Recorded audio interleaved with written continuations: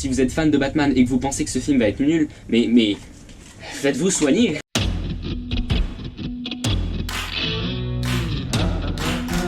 Bonjour tout le monde, je m'appelle Swan, ça fait un jour que je me retiens de regarder le trailer de The Batman pour pouvoir en faire la réaction, mais là c'est bon, il fait jour, je peux filmer la vidéo, et du coup on va regarder le trailer de The Batman donc, qui a été dévoilé à l'occasion de la conférence du DC Fandom, la conférence en ligne du 16 octobre, et donc voilà, on a enfin le premier trailer officiel du film, même s'il y avait déjà eu un teaser en octobre 2020. Avant de commencer, je vous invite à aller regarder ma vidéo de The Batman, Avis à ton avenir, pourquoi ça va être génial.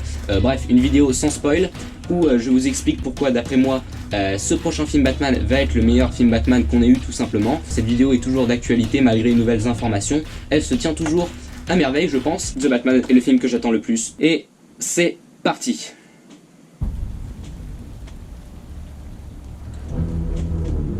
Ok, bon alors déjà je suis content parce qu'il y a plus de couleurs que ce que je pensais, ça a l'air d'être plus contrasté.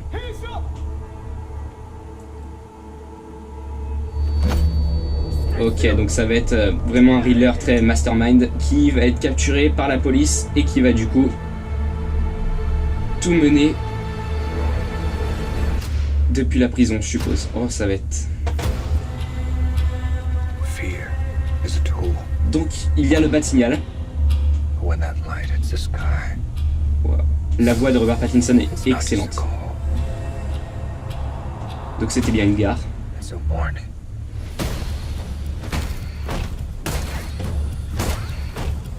Les combats sont excellents, on le sait déjà. Ouais.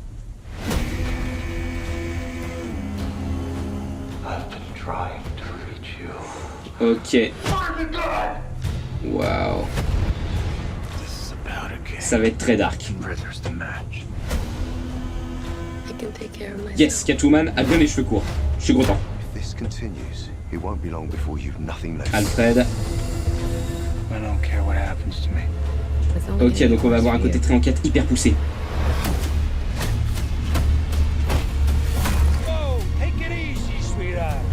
Waouh. Les lumières rouges sont magnifiques. Ah, Gotham, c'est magnifique. La plus belle ville du monde. Ah oui, carrément. Le mec indestructible.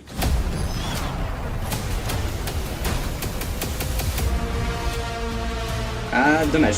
Il aura bien un wingsuit et pas une grande cape. Pas grave.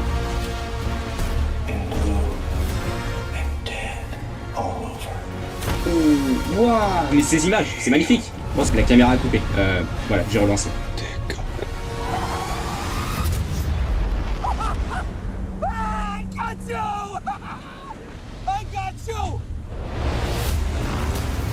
Wow. La photographie est magnifique. Le film est magnifique visuellement. Alors, on n'a pas vu le film, mais la bande-annonce, ça donne assez d'informations pour voir que c'est magnifique. C'est superbe.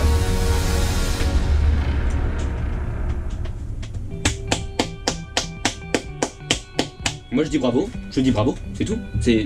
C'est absolument incroyable. Bon, alors déjà, je suis hyper content parce que dans le premier trailer, alors les visuels étaient super beaux, l'éclairage était super beau, les plans étaient super beaux, mais ça manquait de couleur je trouve. Alors Batman évidemment c'est sombre, c'est gris, mais ça manquait un petit peu de contraste à mon goût. Là on a des moments, je sais pas, le moment avec la fumigène rouge, on a tous les éclairages rouges évidemment pour symboliser la rage, la vengeance de Batman. Et j'en peux plus de la photographie. Alors je m'attendais à quelque chose de très gris, alors oui c'est sombre, mais ces contrastes, ces reflets, cette lumière, c'est d'une beauté. D'après ces extraits, c'est le plus beau film Batman qu'on a eu visuellement. Alors je suis un peu surpris parce qu'il y a l'air d'avoir beaucoup plus d'action que ce que je pensais, à moins qu'ils aient mis toutes les principales scènes d'action du film.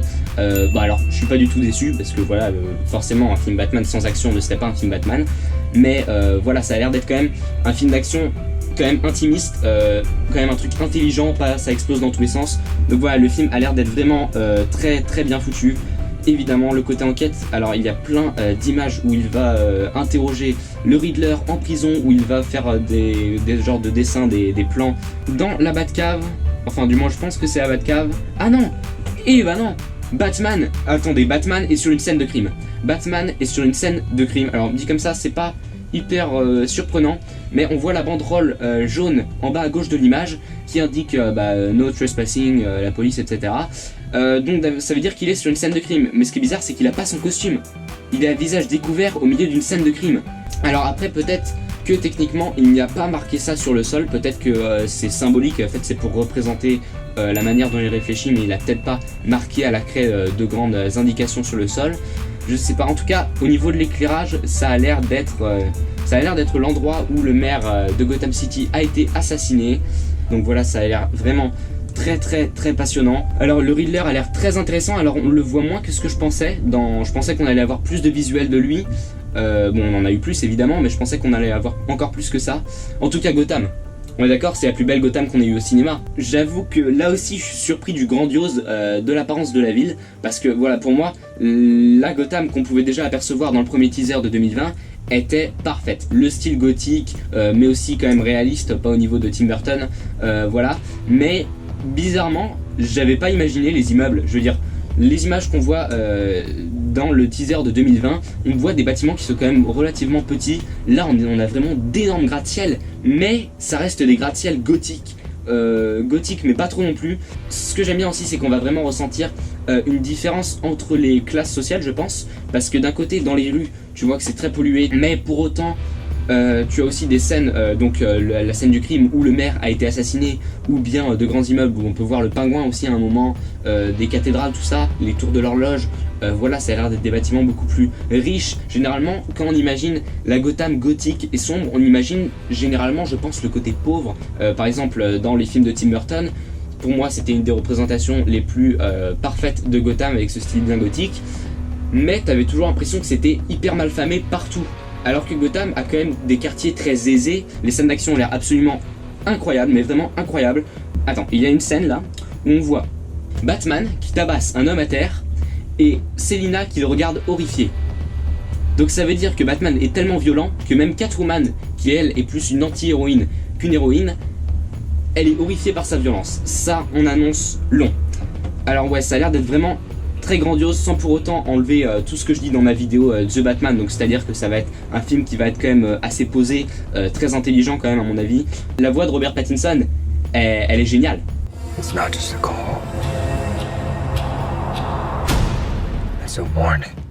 Il y a rien à dire de plus, ça va être le Batman parfait pour moi. Parce que déjà, Michael Keaton, je trouve que sa voix en elle-même était pas mal pour Batman, mais sinon je trouve que l'acteur n'avait pas vraiment de charisme, pas beaucoup de prestance. Christian Bale, alors je l'avais beaucoup aimé dans le rôle, mais pour moi c'est quand même pas un acteur incroyable. Je sais pas, le mec, c'est la représentation de la froideur, le mec il est froid comme pas possible. Il était bien dans les films de Nolan parce que justement il jouait quelqu'un qui cache ses émotions.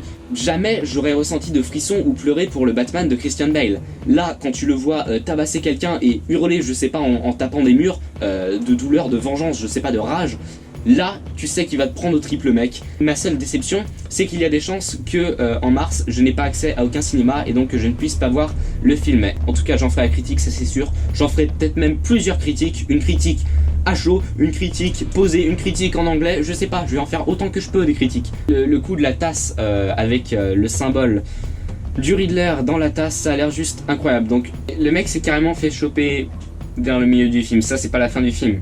À moins que ce soit le plan final du film, sur la tasse avec le point d'interrogation. Ça m'étonnerait, mais c'est même impossible que ce soit ça. Mais... Alors je ferai remarquer aussi que le Riddler, on ne voit jamais son visage pendant tout le trailer. Ce qui est assez bizarre parce que pourtant on le voit démasqué, mais on ne voit jamais son visage. Donc finalement je me dis que le Riddler ne sera pas emprisonné dès le début du film, parce que je pense que s'ils ont fait ça c'est pour préserver le mystère, pour que les non-connaisseurs, les gens qui ne sont pas informés au sujet du film, ne sachent pas quel sera le visage du méchant, donc pour qu'on le découvre dans le film. Donc c'est pour ça qu'ils l'ont caché dans cette bande-annonce, je pense, ou à moins que c'est tout simplement que ça va être comme ça dans le film et que c'est pour le déshumaniser, pour ne pas montrer le côté humain de ce personnage. Je suis aussi très étonné de voir autant le pingouin de Colin Farrell dans cette bande-annonce, étant donné qu'il me semble qu'il est que 6 ou 16 minutes dans le film, donc c'est quand même très peu.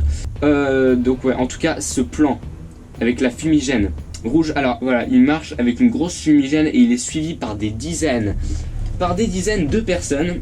Alors est-ce que peut-être un peu à la manière du The Dark Knight de Frank Miller, le comics, Peut-être qu'à la fin il va rallier les criminels de Gotham, je sais pas, pour mettre fin au bordel qui se passe dans la ville. Je sais pas, il a l'air de mener un groupe de personnes, mais j'ai pas l'impression que ce soit des flics, même si ça pourrait être le cas. Avec le contexte du film, il y aura probablement des plans, mais c'est pas des plans qui sont seulement esthétiques à mon avis, c'est des plans qui vont vraiment être symboliques, vraiment une très bonne réalisation qui va avoir du sens et pas seulement un sens basique, genre voilà, ce plan il est là pour te montrer que le personnage va dans cette direction. Non, genre vraiment une symbolique. Alors je dis n'importe quoi, je n'y connais rien en religion, mais je dirais que ça fait peut-être un truc un peu genre Moïse qui guide des gens. J'y connais rien.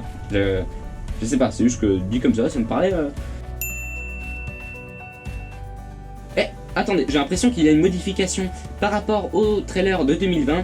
Quand Batman est projeté en arrière par une explosion dans la cathédrale, il me semble pas qu'on voyait des chaises volées dans la scène de 2020. Donc ils ont dû rajouter des chaises en effets spéciaux. Alors ça fait quand même 2 fois que le film propose des extraits avec la musique Something in the Way de Nirvana.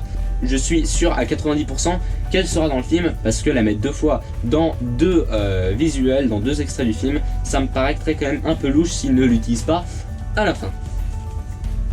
Ce film Batman va être le meilleur film Batman, il n'y a rien à redire là-dessus. L'émotion, pour moi c'est là que ça va déchirer. On va être sur quelque chose de plus humain en fait.